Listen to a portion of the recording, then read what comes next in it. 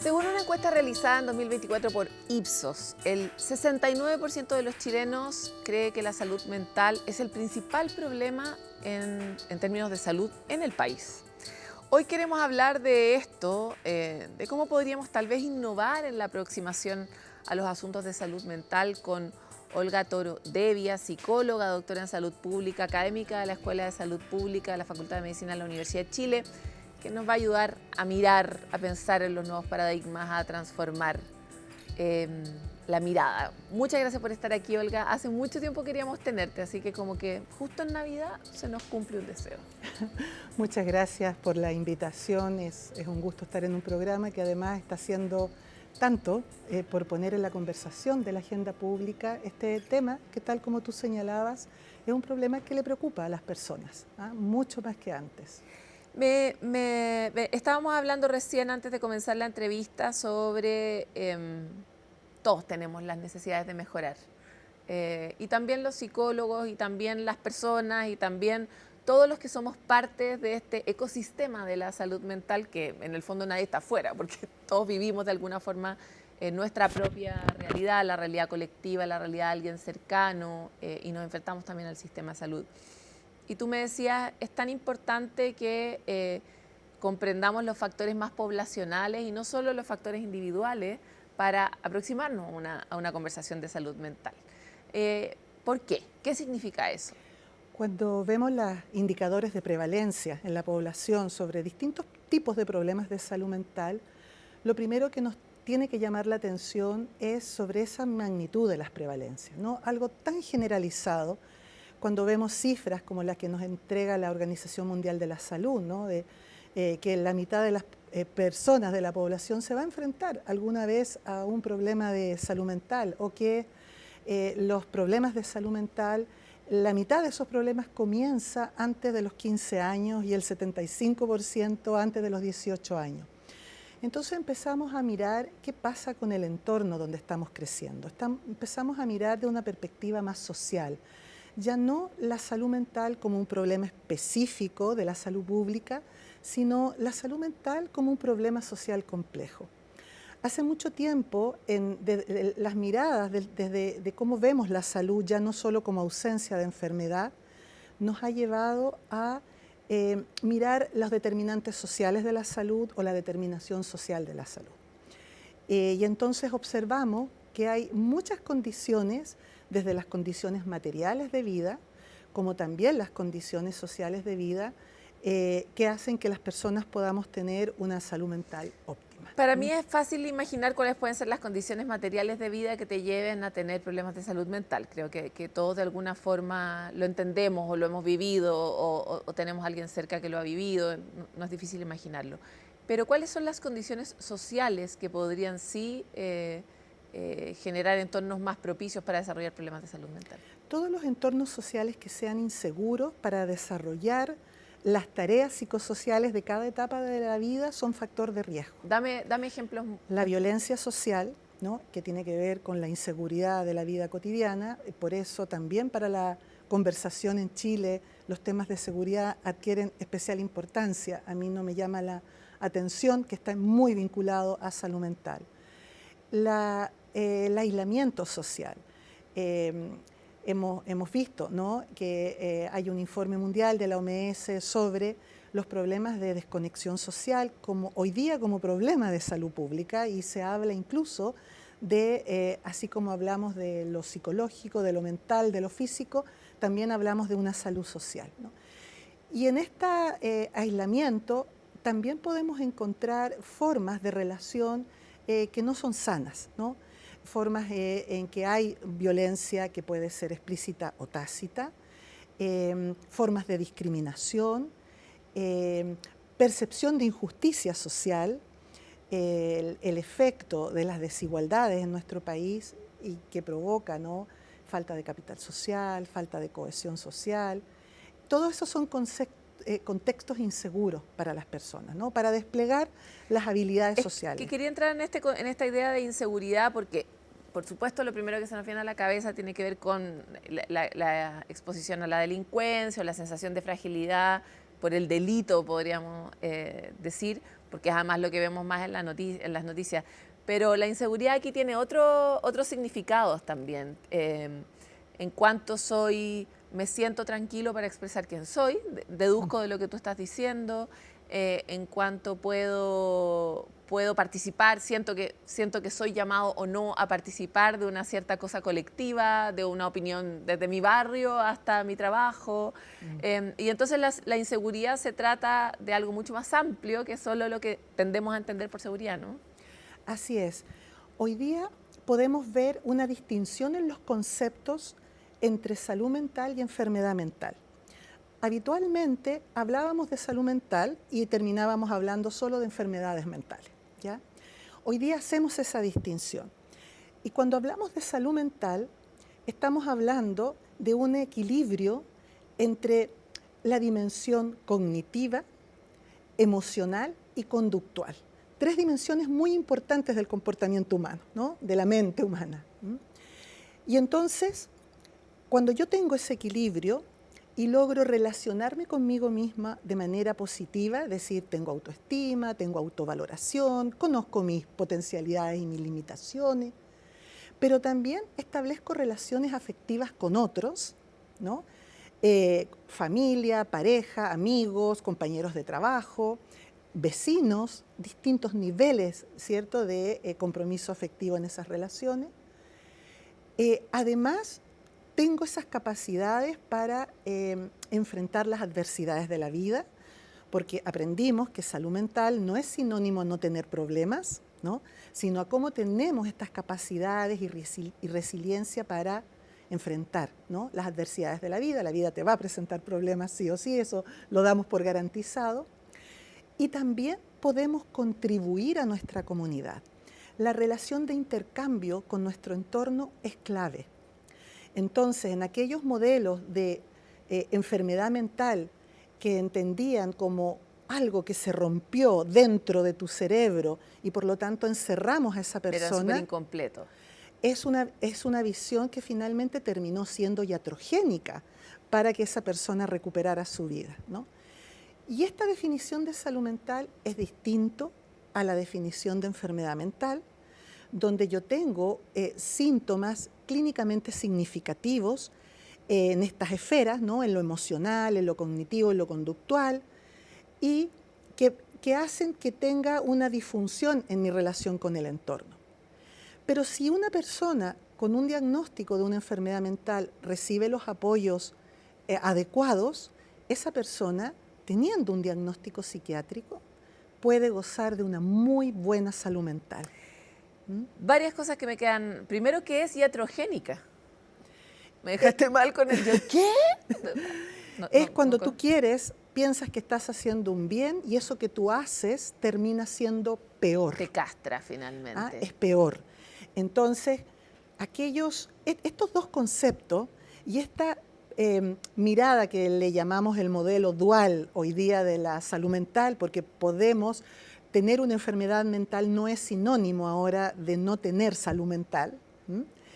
Este modelo dual nos lleva a entender que el contexto y las variables sociales, económicas, de vivienda, es parte de la recuperación. Déjame entrar ahí porque en Sanamente, súper espontáneo, no lo sacamos de ningún libro, no es ni un concepto, siempre decimos que la comunidad es la aspirina. Es como, es ahí donde uno puede de alguna manera trabajar también una manera de medicarse con humanos, medicarse con una dosis de comunidad, con una dosis de pertenencia, con una dosis...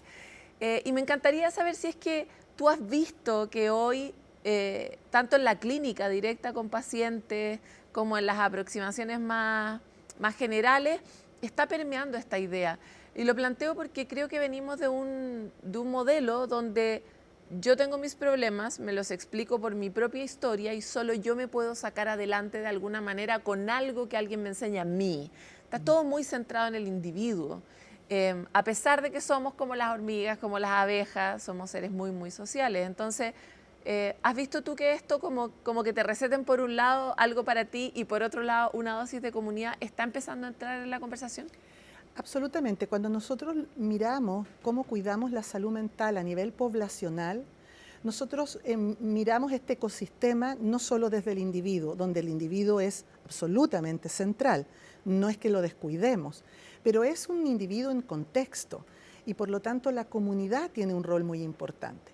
Aquellas comunidades o aquellos lugares donde tú tienes espacios de seguridad, ¿no?, en tu contexto, que hay una definición de Amy Edmondson, que es muy linda, que ella se dedica a los temas más bien laborales, pero tiene una definición de seguridad en el contexto que es aquel lugar donde puedes ser tú mismo. ¿Ah? Mira qué bella definición. Entonces, en aquel lugar donde tú puedes ser tú mismo y ser querido, ¿no?, de esa forma, y tienes relaciones, contribuyes a ese entorno, te sientes parte de algo. Esos son lugares que van a ser muy propicios para cuidar tu salud mental, ¿no? Y por lo tanto es el entorno donde vivimos. Y esos entornos son la escuela, desde muy temprano, ¿no?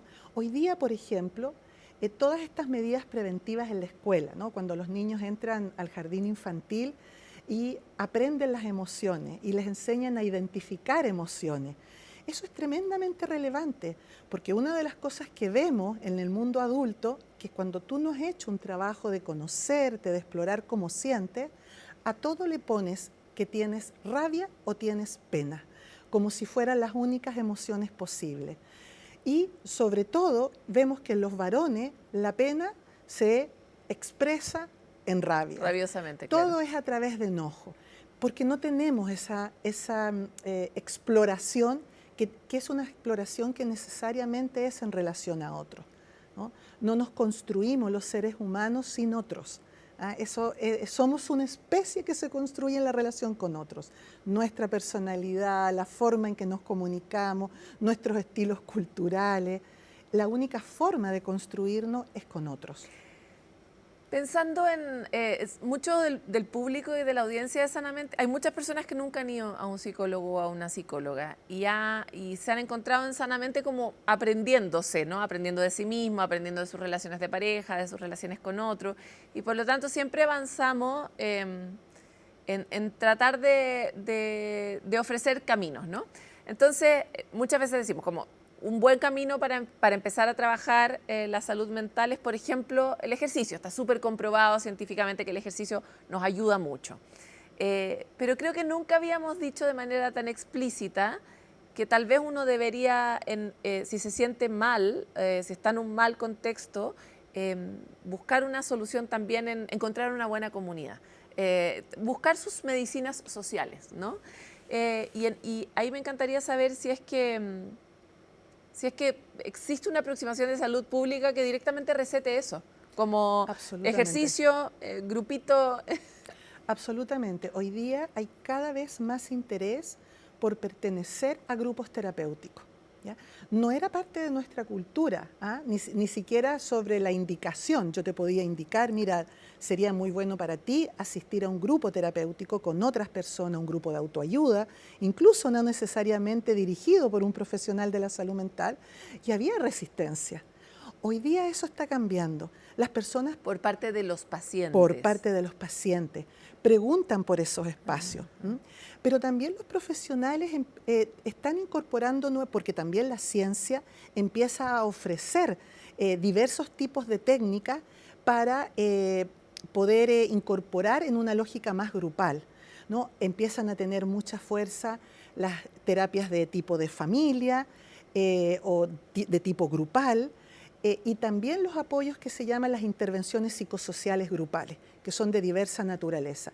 Y para varios de los problemas de salud mental, ciertas técnicas grupales son mucho más efectivas que las individuales. Entonces, también en la medida que la ciencia aporta evidencia de cuáles estrategias grupales son más significativas y son más efectivas para las personas, pero incluso hago la distinción en efectiva y significativa, porque algo que hemos aprendido de las agrupaciones de personas usuarias de servicios de salud mental y de personas que llamamos con experiencia vivida, porque hoy día en el modelo de comprensión reconocemos a las personas, no solo los expertos porque han estudiado los fenómenos, sino que a los expertos porque han tenido la experiencia. Y para ellos aparece significativo esas experiencias de apoyo mutuo. Y dicen, mira, las técnicas terapéuticas habituales te enseñan mucho a manejar síntomas, pero no te aportan mucho en la educación, no te aportan mucho en cómo tiene que reaccionar la familia. Pocas veces se incorpora a la familia por un malentendido de que es adulto y entonces hay que respetar su privacidad. Y eso se entiende mal, ese principio, que es muy cierto, con poder también apoyar a la familia a entender lo que le está pasando a esta persona, ¿cierto? Y poder acompañarlo. Muchas veces los pacientes dicen, siento que en la sesión terapéutica avancé un montón Y llego a mi casa y y nadie entiende, yo hice un avance reflexivo que mi familia no me acompañó. Por supuesto. Y no podemos culpar a la familia por ello. Entrar un poco ahí porque la pandemia, diría que la pandemia tuvo muchas sombras, pero tal vez uno de los grandes regalos que nos dejó fue como un pop-up de que realmente era importante el tema de la salud mental, de que en serio estamos sufriendo, porque no es que empezamos a sufrir la pandemia, veníamos sufriendo hace mucho rato, pero ahí como que hubo una linterna que permitió verlo de manera más clara y también explotaron los números, también eso ocurrió. Pero un impacto muy grave en la pandemia lo hemos visto en los niños y también en los adultos, fue una falta de ensayo de lo social por efecto del aislamiento. Y hay muchos que se quedaron en ese estado. De verdad se ve mucho en niños y en adolescentes, pero en los adultos también hubo algunos que nunca pudieron recuperar ese músculo. Y entonces, en terapia de adultos y particularmente esta aproximación que tú planteas, ¿cuán urgente está siendo de verdad recuperar los grupos, sobre todo ante el llamado de la OMS, cuando uno de nuestros principales problemas es la soledad? Como cuando tú ya estás muy solo, salir de ahí es un esfuerzo gigante, porque está además muy cargado de miedo, muy cargado de la experiencia y del dolor de haber estado tan solo, ¿no? Así es. Hay que pensar que las estrategias en esta línea no necesariamente se van a dar en un contexto de una instalación de salud. Eso es lo primero que nos tenemos que sacar de la cabeza. Las estrategias preventivas de salud tienen que estar en los entornos donde viven las personas, ¿no? Y entonces hay muchas estrategias que se pueden incorporar en programas sociales. En nuestro país, por la forma en que está organizado políticamente el país, el espacio de la comuna es clave. Claro, las municipalidades tienen muchos programas. Además. Exacto. Cuando las municipalidades desarrollan programas sociales, ¿no? Y entonces vemos llenos en las plazas, y lo vemos cada vez más, en las plazas distintos tipos de talleres, ¿no? De yoga, de arte, de zumba. Esos espacios se constituyen en espacios de intercambio social y son clave, no solo por lo que vas a hacer, el contenido de lo que vas a hacer, sino porque te obligas a estar con vecinos, a conocerte. Yo no he escuchado a nadie que no valore esos espacios. Y son espacios que son simples. Eso es muy terapéutico. Cuando estuve hace poco en un proyecto muy lindo con colegas de la Universidad Católica que están desarrollando iniciativas en parques y a través del arte, y yo les decía, mira, lo que yo veo aquí es arte en un parque, pero lo que veo sobre todo es conexión social. Veo una invitación a que las personas jueguen entre niños, adultos, sin importar la edad, y lo que hace que cuando tú tienes espacios así, que no son formales, no son institucionales, las personas que se sienten solas y que salen a caminar, que salen con su mascota, y ven esto y se aproximan, es una aproximación menos temerosa, es más natural y empiezan a encontrarse. Y si esto tú empiezas a hacerlo regularmente, empiezas a generar rutinas de encuentro. Pero aparte es una muy buena excusa. Así o sea, es. Si estás solo y te cuesta o te avergüenza, de hecho, reconocer que estás solo, decir que no, es que yo soy fanática del tejido. Listo, es como una forma mucho más fácil de llegar, ¿no? Dijiste algo que me parece interesante y es que sabemos también, está muy documentado que cada vez no solo nos cuesta el encuentro, sino también el encuentro intergeneracional. De hecho, estos talleres muchas veces son de señoras, de señores, de niños. ¿Cuánto está mirando la salud pública la forma de intencionar encuentros intergeneracionales? Hacer talleres de familias, por decirlo de alguna manera. Ese es un tremendo desafío, Paloma. Yo creo que ahí tú has dado al clavo con la pregunta. Cuando yo miraba este proyecto, estas colegas, y me llamó tanto la atención, fue precisamente por eso. porque vi, ellos generan obras de arte lúdicas, aprendí mucho de que había una línea lúdica del arte, donde tú juegas con las obras de arte. Y yo lo que veía eran niños con adultos y jóvenes jugando sin barreras. Y dije, qué interesante este fenómeno que está ocurriendo acá, porque falta intencionar esos espacios de encuentro y sobre todo con los jóvenes. Uno de los diagnósticos preocupantes del estudio de conexión social fue que siempre pensábamos que las personas mayores en estas sociedades, ¿cierto? Vivir en las zonas urbanas, ya no tenemos las familias extendidas, eran las personas mayores las que estaban quedando solas. Y cuando lo que observamos en este estudio, que la población joven, ¿no? en la adolescencia más tardía, son quienes viviendo con gente tienen un profundo sentido de soledad, eso es muy preocupante. Justo en la edad que nosotros definimos que es la más gregaria, en la edad donde lo que nos importa es lo que nos dicen los pares.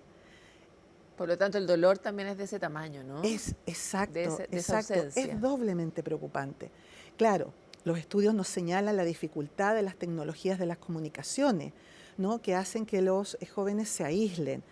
Y aquí siempre le digo yo a mis estudiantes, la única forma de entrenar las habilidades sociales es con otros seres humanos, incluso desde el punto de vista cerebral, ¿no? La conexión a través de las redes sociales no hace que la parte de tu cerebro que tiene que funcionar para esto se desarrolle.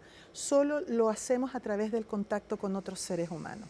Y entonces ahí tenemos realmente un desafío, la conexión entre las distintas generaciones, porque estamos viviendo realmente una transformación en esta era digital. Estamos viviendo una transformación social que yo creo que todavía no dimensionamos, que la pandemia nos ayuda a iluminar lo importante que es no estar aislado, y eso es una señal, es un semáforo que nos tiene que alertar en este momento de transformación social, en donde yo soy muy esperanzadora de las tecnologías, ¿no? Y creo que tenemos que tener ese cuidado de cuidarnos emocionalmente a través del cuidado de nuestras relaciones sociales. Y ahí tenemos un tremendo desafío, no solo para las prácticas de las políticas, sino que también para la investigación. Te quiero agradecer mucho por esta conversación y que prospere, que polinice, porque nos hace tanta falta para acelerar nuestra recuperación social. Así es. Muchas gracias. Nosotros siempre muy entusiastas de todas estas conversaciones. Mientras escuchaba a Olga, pensaba cuántos lugares van a empezar a estar libres de celulares de la misma forma que uno no puede fumar, tal vez hay lugares en los que va a poder entrar sin celular para poder intencionar el encuentro o el efecto que tuvo después de la pandemia el boom de los juegos de mesa, que medio que se nos olvidó, pero qué contentos estábamos de volver a jugar juegos de mesa. ¿Lo recuerdan? Bueno, para que se queden empollando la idea de qué cosa podrían hacer como un antídoto social, vamos a una pausa y volvemos con más.